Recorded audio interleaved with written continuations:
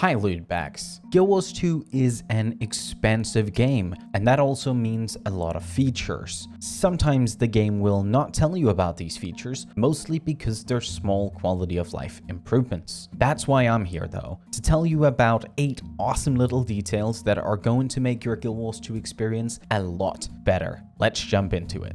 Sometimes you want to show an item or a location to another player. This can be done by pinging it in chat. To ping something, simply hold down Control while you click on an item from your inventory or a place on the world map, and it will immediately be posted in your current chat channel. Maybe you want to add some additional information, in which case you should be using Shift rather than Control, since that will only put the item or location in the chat, allowing you to write the rest of the message.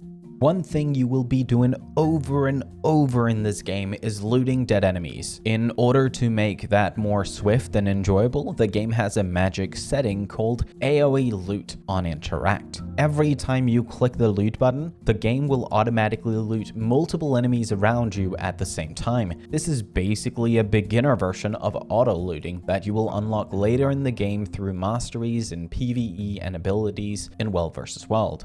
One of the most powerful tools you will find attached to the game is the /wiki command. It does one simple thing: it opens and searches the Guild Wars 2 wiki for you. To use it, type /wiki in your chat box and then whatever you want to search for, be it an NPC name, a location, or even an item. Typing is not much fun though. It is too much effort for my liking. Instead, you can use your newly found pinging skills. Type /wiki in the chat, then hold Shift while clicking an item or location and press enter. Magically, the Guild Wars 2 wiki will open and browse to the correct page. It's dark magic, but it's good dark magic.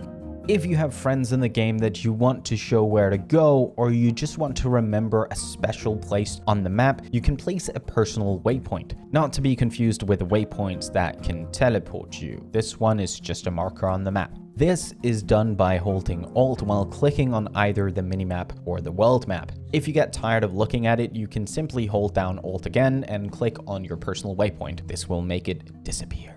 If you have been playing the game for a little while, you probably know the feeling of having your inventory being filled very quickly. And in most other games, that would mean you have to take a trip to a vendor to clear it all out. Not this time. Simply go to your inventory and click the Deposit All button that you find at the top right of your inventory. This will send all crafting materials from your inventory to your material storage in the bank. To retrieve crafting materials again, simply go pick them up from your material storage in the bank. Not that you really need to do that, since crafting will automatically take things from your material storage. On a completely new account, you can store up to 250 of each material.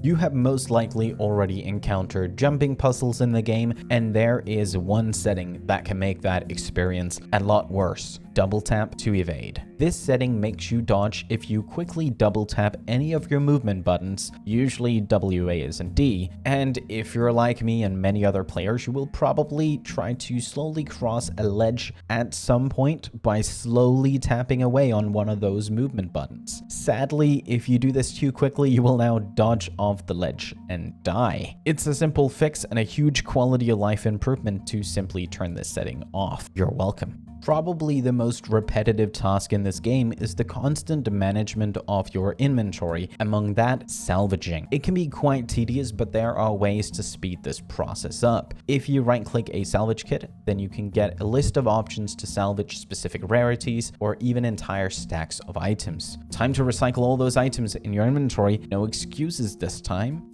Of course, I have saved the best feature for last, and I know this is the best feature because it's the one I get asked most about while streaming over on Twitch TV/Reddish. You should definitely drop me a follow there. People ask me, how do you open your chests without them popping up? And I tell them, you right-click. If you right-click a bouncing chest above your minimap, it will immediately put the contents in your inventory, unless it has a choice to be made, in which case it will still pop up. It does save quite a lot of time in the long run though, which is why you gotta start doing it.